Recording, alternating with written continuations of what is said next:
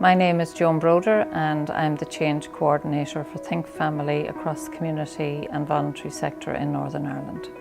CiNI is delighted to be running with this initiative across the community and voluntary sector.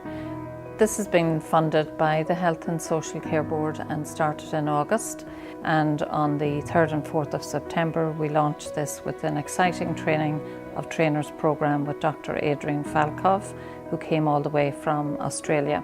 The family model is a visual illustration of the key components, the domains and the interactions between each of those domains that cover the essential areas that are important when a person in the family is experiencing ill health.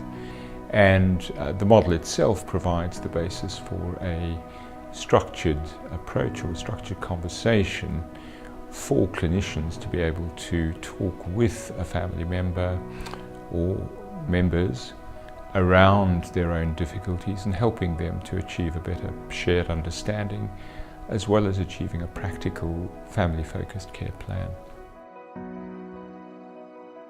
The Health and Social Care Board have been developing Think Family Northern Ireland for the past 8 years now. By giving our voluntary and community centre the opportunity to be trained in the family model, it will help to endorse and spread that more further throughout Northern Ireland. I've just completed the family model training with children in Northern Ireland, and it's been a real eye-opener for me. For instance, for years we've always worked with young people and worked on their individual needs without sometimes taking into account the family dynamics and the relationships within the family and how those all contribute and affect each other. And the family model really gives you a fantastic and very easy to use framework to put supports in place and identify supports and develop a care plan around that. And I definitely intend to implement it within our services at Extern.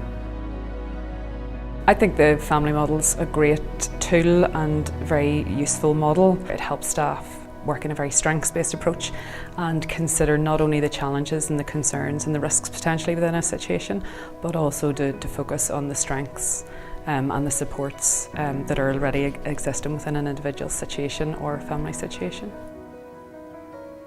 Service user involvement is also a very large part of this initiative, and we have a service user rep both on our training committee and who will also be involved, and others in the training programme.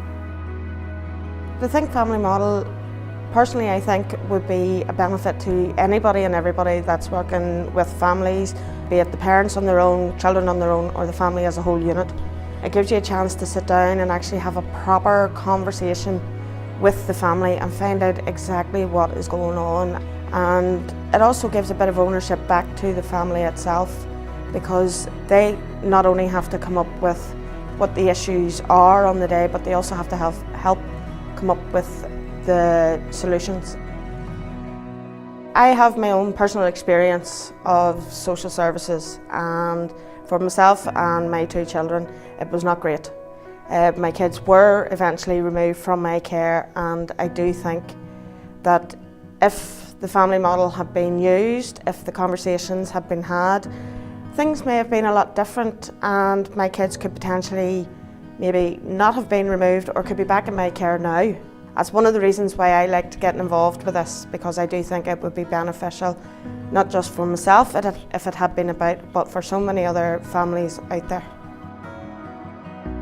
On the basis that there's good evidence that family-focused practice is important across all services, to have a big workforce take it on would be a considerable accomplishment. I do believe that if the voluntary sector did take this on, it will be a really important way of raising general service standards and certainly help families with better access and smoother pathways through the different service components. We are really excited to be involved in this initiative for the potential for the community and voluntary sector in working with families, but also in the communications between the community and voluntary sector and the statutory sector. But most of all, we hope that it will have a very positive impact on the families in Northern Ireland.